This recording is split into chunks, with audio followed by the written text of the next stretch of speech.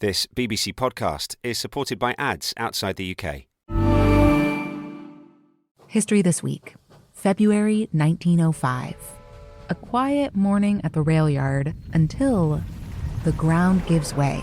An entire locomotive is swallowed whole. It is another setback for an audacious project to tunnel under the Hudson River. And today, 115 years later, these tunnels are a national emergency waiting to happen. Listen to History This Week from the History Channel, wherever you get your podcasts.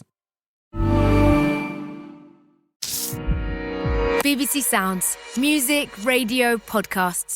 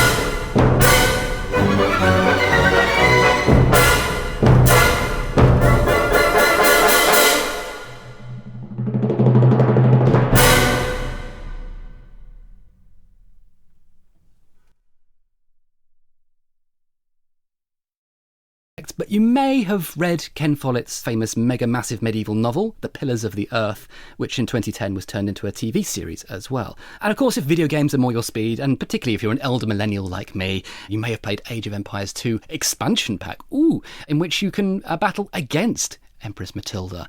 But who was the real-life Matilda? How did a family squabble turn into a full-blown civil war? Let's find out. Right, Dr Gabby, when was Matilda born? Where are we in history? And are we talking royal baby?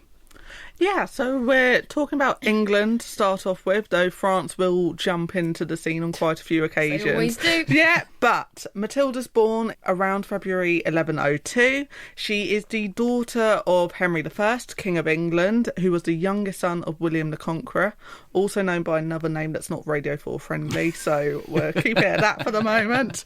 And her mother was Matilda of Scotland, and Matilda of Scotland is descendant of Alfred the Great, so this gives some legitimacy. Wow, she's royalty. We don't know loads, unfortunately, about her upbringing. So royal girls are often raised in nunneries, and sometimes they're at court with their mothers. If they're at court with their mothers, then they're travelling around. We know that she goes to Exeter. She's in Norwich, Windsor, Canterbury. So she does move around of the court quite a bit.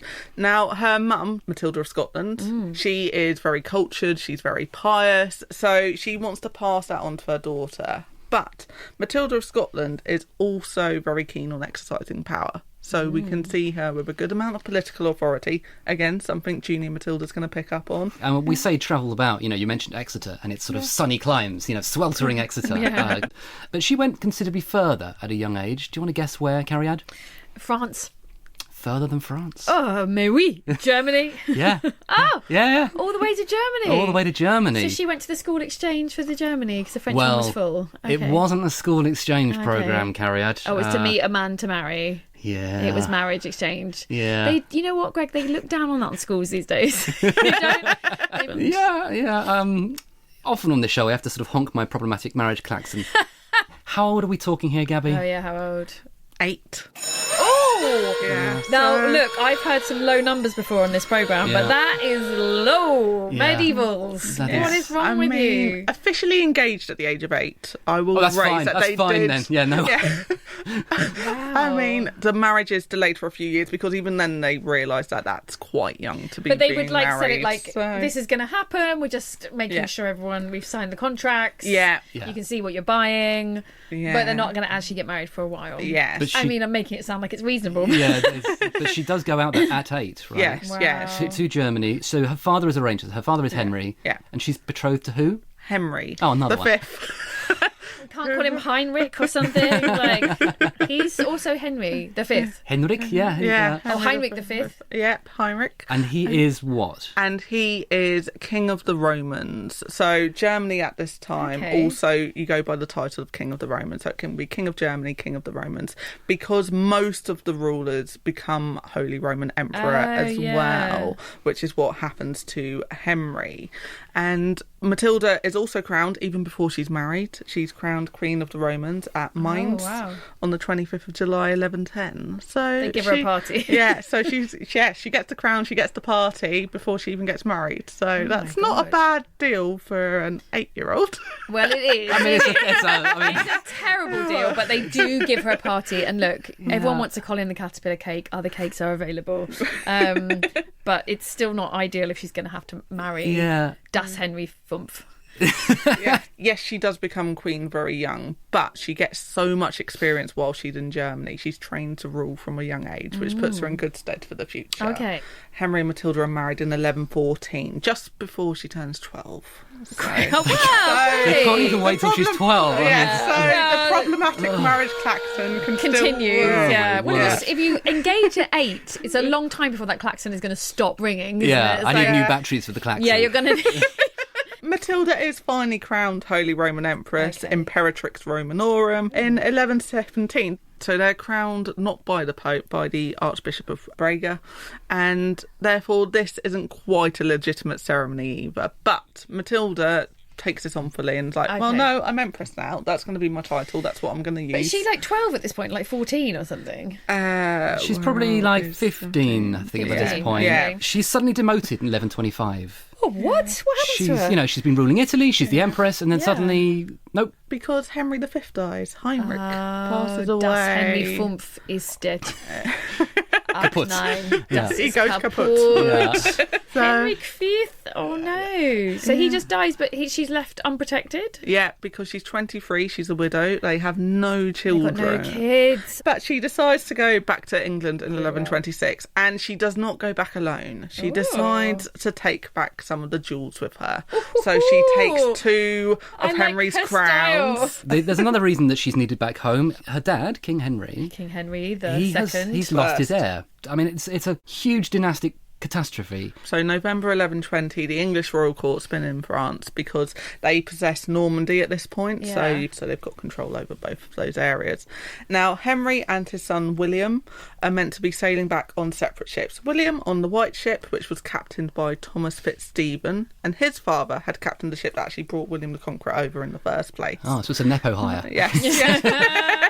Now, as is typical, Dad sets off first, but William and the nobles decide to have a bit of a party before they get on the ship.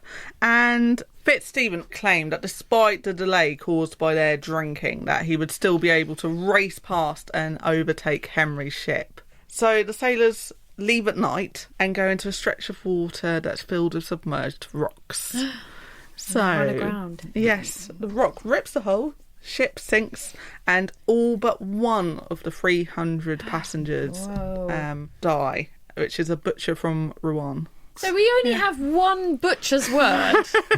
Let me tell you, it was not me. They were also drunk. So you didn't drink? No. I did not. I was not the one who bought the booze. No. So Matilda returning to England, kind of handy, because suddenly here's an heir. Yeah. But a woman. So how do they feel about that? You know, not unknown for women to rule in Europe at this point, okay. But they've not had it in England before, certainly not in the Kingdom of England. Henry decides to get married again just in case, but he does make plans. So he does ask the bishops and magnates of England to swear oaths 3 times to acknowledge Matilda as queen if he dies. Henry's not done with the marrying yet, is he? Of course. Well, she's only young, right? She's 24. 24! Yeah. But 4 and 20, as Jane Austen would say. She's almost a spinster, but not quite. So he marries her off again. Okay. Again, inappropriate aged husband. Oh, what is he, like 80 or something? Other way round. Oh, no, he's like 7. He's a teenager, so she's the cougar this time. She's how old's the new hubby? So Geoffrey's only 15 when he gets married to Matilda.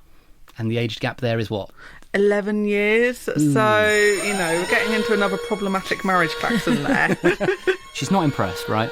No, she's not. Because Who's again, Geoffrey? Not of Monmouth. That's the only Geoffrey I know, guys. That's a good medieval name. Thank you. This is Geoffrey Plantagenet, right? Oh, Plantagenets. I know them. So he is Count of Anjou. So Anjou's a central county in France at this point. But Matilda's not happy. He's socially inferior because he's only a count. Remember, she's just been married to the Holy Roman Emperor. So she's got a teenager and a count. It's quite a big step down. A bit embarrassing. Yeah. And does he just come over to England and just is living with her? No, she goes over to she has to go to Anjou. I see. So she has to go and live there. Poor Matilda, so far, has gone from child bride to unwilling babysitter of her own teenage husband. And she has a baby, and that's healthy. Second childbirth is very dangerous. Yes, she does think she's going to die. She makes all her funeral arrangements and everything, and, sorts out a will, effectively, because, she thinks this pregnancy is going to have killed her. But son number 1 is another Henry. Sure, why not? Yeah. It ain't broke, don't fix it. Henry the second. Yep, son number 2, the problematic one, is Geoffrey, and they go on to have a third son, William, as well. So that's it. 3 beautiful, healthy boys, but pregnancy number 2 is problematic. Okay, so Dad so far has been ruling her love life. He's married her off twice. Yeah. But crucially, in 1135, meddling Dad passes away in 1135. The King of England is dead.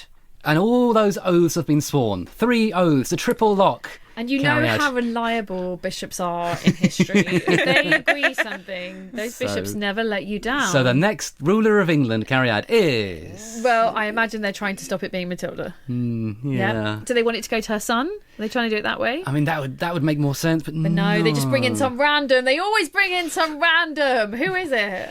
Do you want to talk us through it, Yes, yeah. So Matilda is literally beaten to the throne by her cousin, Stephen. Steve, shall we call him Steve first? Stephen, I've heard of Stephen. Stephen of Blois. He is crowned on the 22nd of December. So Henry dies on the 1st of December. Stephen is crowned on the 22nd. 3 weeks later. So literally. That is a quick party arrangement. Is Stephen like the same age as her? They have a cousin a similar age and your families are like, well, Stephen got 5 A stars in his GCSEs, Matilda. Stephen's going to Oxford.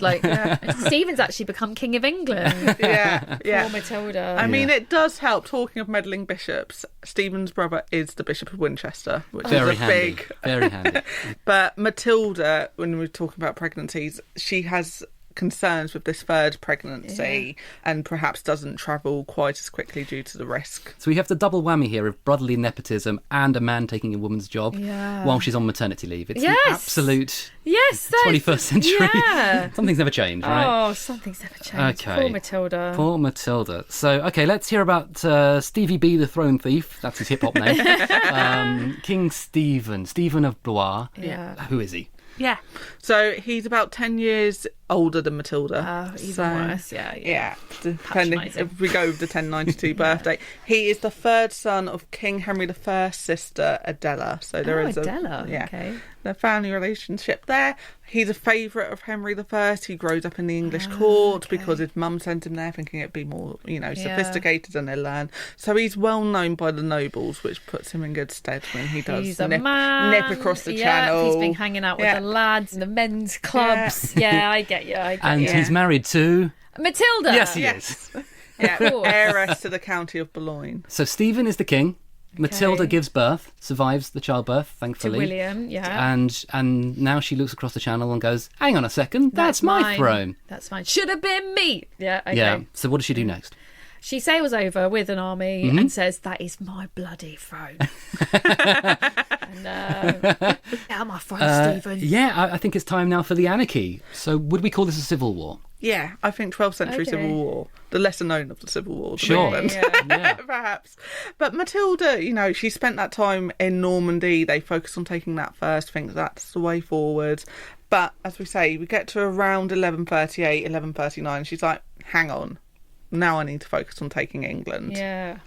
Several of the English barons, including her half-brother, Robert of Gloucester, who comes in very handy, renounce their oaths to Stephen. Matilda's uncle, David, the King of Scotland, also causes problem up in the north. 1139, she does apply for the Pope to try and support her claim, but he's not interested. He doesn't reply to her letters. How do you apply to the Pope? You just fill in a form. It really sounded like she applied for a job. Yeah.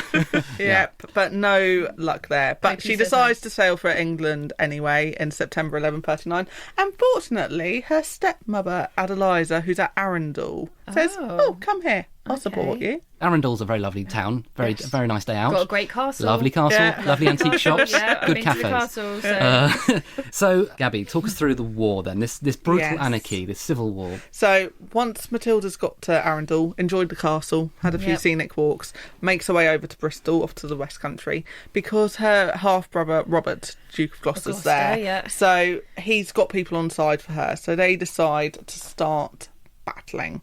This civil war actually doesn't get off to a great start. They hit a stalemate pretty quickly because the barons are interested in bits of land as opposed to actually who's on the throne. Barons always are interested in land. People should just come with land and then give that to the barons if they want to get the throne. Yeah. There are very few positive barons in history. Very few. This kind of carries on for about 2 years. In February 1141, have a breakthrough. Battle of Lincoln. Ooh. Stephen is captured. Ooh. So Matilda has Stephen in chains. Oh my and goodness. he's imprisoned at Bristol Castle. Wow. And she now is the queen, yes? Yes? No, the barons don't back it, right? Come on! Nope. Absolutely. She's not there yet. So we have this little period where she is arranging to get herself crowned in London, in Westminster, of course. So she starts minting some coins. Great. Has Lady of the English stamped on the coins as like a precursor to becoming queen. And she proceeds to London to be crowned, but the Londoners reject her. They will not let her in. But Cariad told me at the beginning of the episode that she was very popular. Yeah, I've obviously remembered that completely incorrectly. That when... I'm sure I remember him saying that she was that Stephen was not as popular and the people cheered Matilda. Queen Matilda, Stephen's wife, is popular. Oh, maybe I meant Matilda. It's the other Matilda. So that may be That's where what it Ackroyd's coming from. It's very easy to mix in Matildas. Empress Matilda's also made a few poor political choices, so she won't give London the special privileges that they've always held. She's trying to get money from them. They're just like, you're not coming in, love. Don't annoy the Londoners, mate. Don't annoy them. Yeah, so Come on. We've seen that she's had all this political skill, but it just doesn't pay off here. It must have been a humiliating moment, right? The rightful queen who has won militarily, who has captured the rightful... Yeah, she should by right. She should by right. Sail into Westminster. And yet the people of London are like, get out, love. You're not around it. And she just goes home? Yeah, what happens? No, so she flees back to the West Country and, where she's safe and, tries to negotiate with Matilda. So we've got the Battle of the Matildas now going on because Stephen's still imprisoned. So we have the Siege of Winchester in September 1141. But Empress Matilda doesn't come out of this very well either. She's forced to flee when Queen Matilda rocks up with her armies yet again. So wow, this Queen Matilda's like hot on her heels, isn't she? Of like powerful woman and using her political strength. Oh, yeah. dear. And unfortunately, Winchester goes very badly because Robert of Gloucester, Empress Matilda's half-brother, is captured. Oh, no. So now we have the negotiations of Matilda being like, give me back Stephen, Matilda, give me back Robert, Stephen, Robert, Stephen, Robert, and... Get out of the pub! This is like Pat and Peggy all over again. Yeah. Very equally matched. But different sides of the square, but basically the same person. Yeah. She swapped Stephen for Duke of Gloucester. Yeah. Oh, Matilda. And Stephen is released and then goes back on the throne. Yeah, straight back on that throne. And then we get an even bigger disaster, Gabby. Oh, no. The Battle of Oxford. Yep. So this is 1142. So Empress Matilda is again forced to flee. And this is really her last rallying cry in terms of what she gets up to at this moment in time. Stephen besieges the city. They are sieged for 3 months. And eventually she is forced to escape. She escapes wearing a white cloak to disguise her amongst the snow as she sneaks out the gate. Wow, that's Game of Thrones, isn't it? Well, it's sort of it's kind of camouflage, right? It's sort of sneaky. So she sneaks out the back door, hides in the snow, rides to safety. So she's not captured. Does she go back to Europe at this point? I mean, in the movie, escaping in the snow, that would be the beginning of the comeback, right? But in terms of the history books... Yeah, unfortunately not. So she does try to rally a couple more times, but she's lost her... Yeah, she lost it, babes. It's gone. Yeah. The moment's gone. Yeah, and I mean, Stephen's had himself crowned for a second time to reassert his authority, really salting the wounds. Not king once, but king twice, Londoners. King Let Stephen me hear II. you. Yeah, exactly. Yeah. If you remember her older son, Henry, so he does try and invade in 1147 on In the name of his mum? In the name of his mum. Oh, that's so adorable. But he does this without any money, without Matilda's knowledge. Oh, that's classic teenager, isn't it? Yeah, and then he comes back 2 years later, 1149, and that's a failure as well because the attack pretty much disintegrates as soon as he lands. So he doesn't have the best of luck. Matilda transfers her claim over to him, and he does these little harries over the next few years, but it doesn't really get anywhere. Okay, so he's... Until... I was going to say, because he becomes Henry II at some point, and he's the start of the Plantagenets, That's right? So, when does he... So Stephen and Henry make the Treaty of Winchester, agree that Henry will give advice to Stephen whilst he's still ruling. Okay. On how to rule. Henry is named as heir. This is mad because her heir then becomes king anyway. So Stephen basically just wanted the throne for a bit. Yeah. He wasn't bothered about his dynasty. His dynasty starting. It was just like, no, I just want to go at this job. Yeah. But then I'm going to give it to your son. Yeah. He just didn't want Matilda to have it. Yeah, well, that's interesting, isn't it, right? Is there something to that? Is Cariad right? It just doesn't want a woman on the throne. Yeah.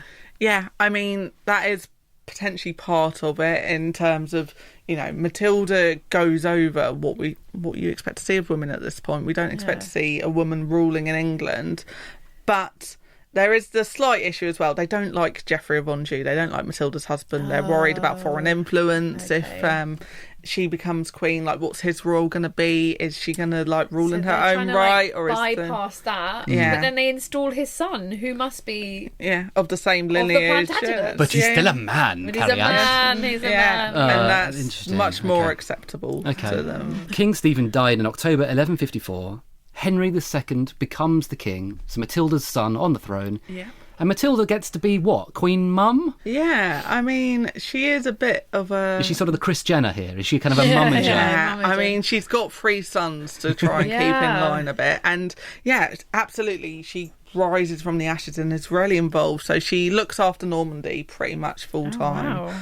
We've got letters from the time that show that she was very politically astute. She does get involved. She's very well respected. So, for example, Henry decides to try and invade Ireland in 1155 and Matilda warns him against it. And then that doesn't go ahead at that moment in time. He does try later after she's died, but she still brings all her experience to the fore. So Matilda dies in 1167, aged about 65. Wow, she does well. And she dies in Rouen in Normandy. Yeah, and she's buried at the Abbey of Bec, which is somewhere where she spent a lot of her life. It was where she gave birth to her second son, and it's a place that's really important to her. So Normandy is her life, really. But I think she's content with that because it's somewhere she still has power. Yeah, she does end up in power. Yeah. But not as high as maybe she would hoped for. Yeah, and Geoffrey's long dead by this point as well. Her husband Geoffrey. So she kind of just go down the And line. Henry II is the first Plantagenet king, is that right? Yeah. So Yeah. she starts a dynasty. She does. Yes, Yeah. yeah. which And a is really good dynasty in terms of name recognition. The Yeah. Plantagenets. All the way up to Yeah. Richard III. Yeah. Yeah. The nuance window!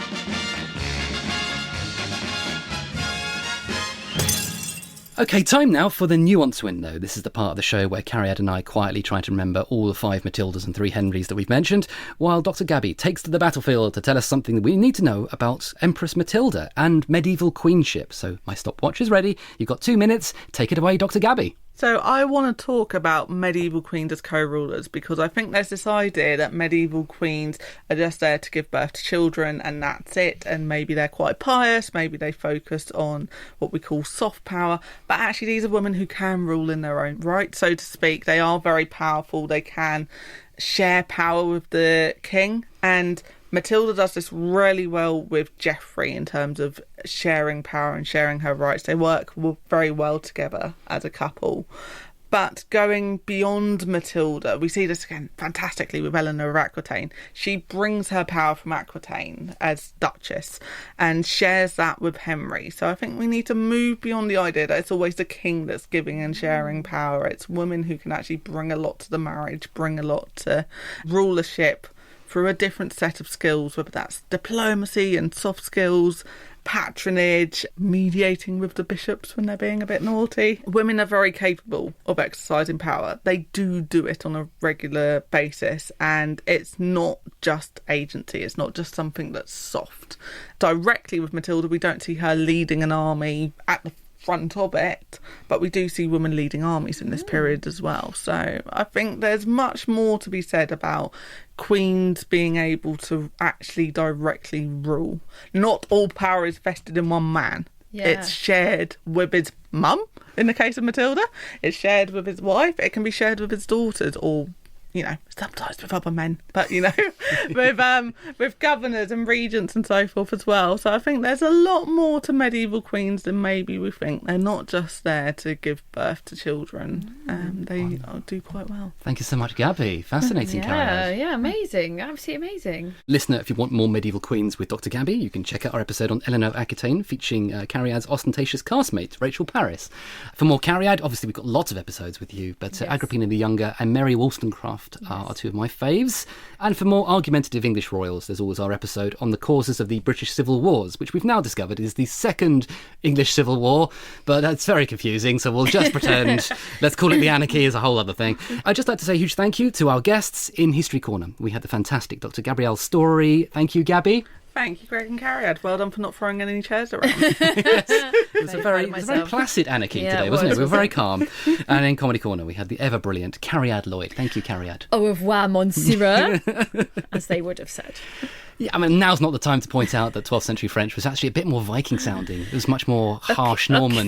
Yeah, the Caesar K's in Norman French. Anyway, this knife is sharp.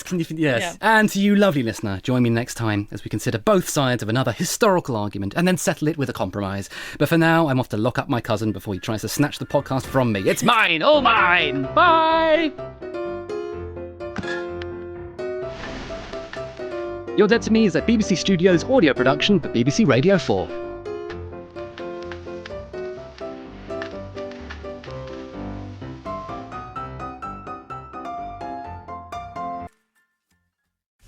Strong message here from BBC Radio 4. I'm Armando Iannucci, And I'm Helen Lewis. a comedy writer and a journalist teaming up like a pair of unkempt and unlikely superheroes. Our mission is to decipher political language, Stress testing to destruction those used and abused buzzwords and phrases. finding out what they really mean, And looking at whether they're meant to deceive us or to distract us. or to disturb us. And our pledge is to help you spot the tricks of the verbal trade. But be warned, this series does feature strong political language that some listeners may find an inverted pyramid of piffle. Strong message here from BBC Radio 4. Listen now on BBC Sounds. History This Week, February 1905. A quiet morning at the rail yard until the ground gives way. An entire locomotive is swallowed whole. It is another setback for an audacious project to tunnel under the Hudson River. And today, 115 years later, these tunnels are a national emergency waiting to happen. Listen to History This Week from the History Channel, wherever you get your podcasts.